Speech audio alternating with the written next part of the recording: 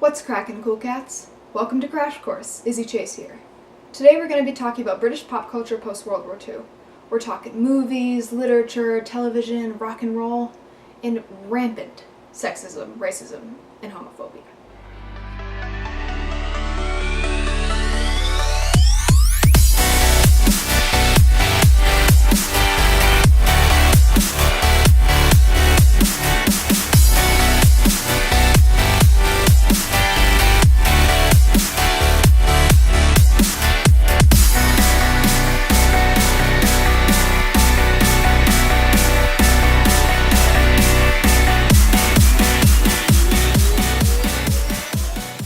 The media in post-war Britain represented women, the LGBTQ community, immigrants, and people of color in a false lighting. Whether they were told that their sexuality made them dangerous to be around children, or that they couldn't be anything bigger than a housewife, or that the way they felt was a mental illness, the propaganda showed the general public a really inaccurate picture of these communities. Black music had some mainstream popularity for the first time, but a lot of people were still uncomfortable with black people. They were still treated as second-class citizens. Popular music in the 50s was dominated by doo-wopping and rockin' white guys. Fats Domino, a pioneer of rock and roll, stated in a TV interview that rock and roll is nothing but rhythm and blues, and we've been playing it for years down in New Orleans. 50s rock was largely influenced by R&B. What set it apart was that it was tailored to teenagers. Black music and culture was suddenly appealing to young people, while being black was still stigmatized. Parents in older generations did not understand the appeal of rock and roll. They were appalled by the sexuality of the music and the performers, and the mixing of black and white culture and people. Rock and roll was a common interest for black and white teens and encouraged them to intermingle. But that doesn't erase that it only became widely popular once white people started making the same type of music black people had been making and celebrating for years. Ooh, Miss Chase, were black rock artists in the 50s segregated against too, or were they given an exception because they were so cool? Oh, me from the past. Of course they were segregated against. Fats Domino himself, though he was widely popular among black and white people, was often denied lodging while on tour and forced to use segregated bathrooms, sometimes miles away from the venue at which he would perform. The band that arguably invented what we call rock and roll, one of the biggest stars in his time, had to drive miles from the stage to use the bathroom. But it didn't stop him. He cranked out 37 top 40 hits in his career, and continued to tour until a health scare in 1995. The life of a married woman was much different than the life of a woman in Western Europe today. Most women at the time did not work after marriage. It was their duty to tend to children and their home. The man was the head of the household, legally and financially. Women rarely attended university. Secondary school focused on skills women needed to be housewives: cooking, sewing, and cleaning. A young girl's education was centered around the idea that she would live a servile, domestic life. There was immense societal pressure on women to conform to this lifestyle. I Love Lucy was a popular television show in the 50s, and while Lucille Ball was a successful entertainer and working woman, her character Lucy, who repeatedly fails at career endeavors outside of her household, reinforced the idea that women were not capable of working outside their homes. I Love Lucy is just one example of a woman tethered to her home and presented as an ideal housewife. June Cleaver, a housewife in the popular TV show Leave It to Beaver, was presented as the ideal wife. She was always cooking and cleaning for her men, only appearing outside of the household to attend social events and events at her son's school.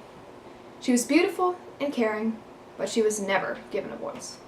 I'm certainly glad to live in a time where there are much more diverse representations of women in television and film, but we're certainly not at a point of equality with male representation yet. Fair and diverse representation of women and minority groups is still a subgenre, while mainstream media, for the most part, abides by dated gender roles and stereotypes.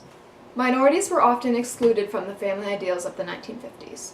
Often, minority women were forced to leave home to work if their husbands could not make enough money to support their family. It was not respected to work as a woman.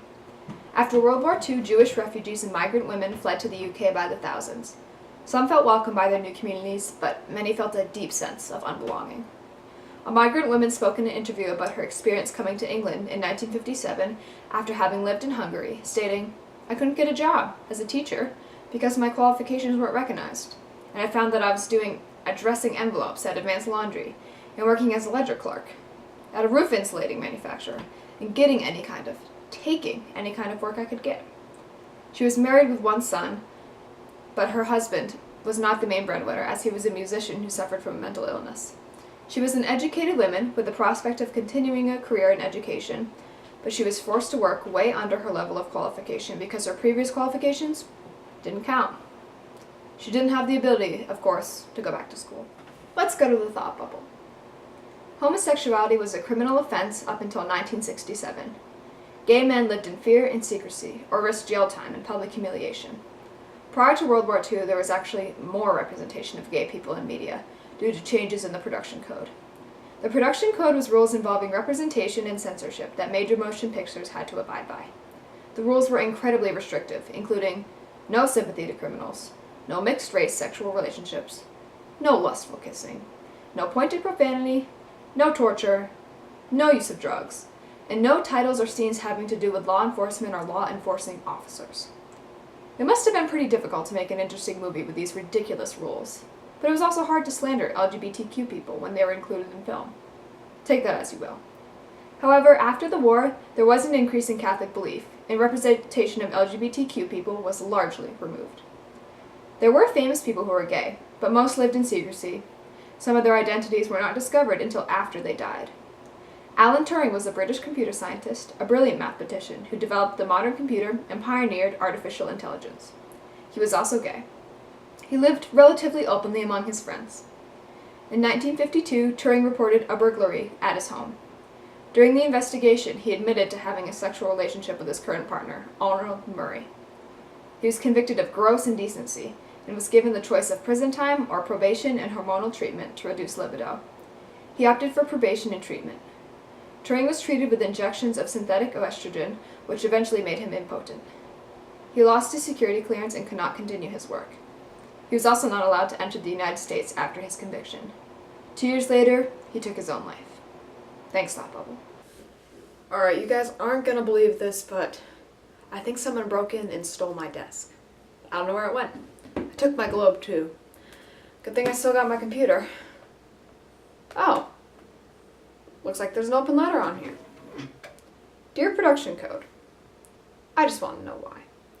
The whole world has just witnessed 6 years of horrific violence, broadcasted for all to see, yet you decided that it was inappropriate for films to show profanity?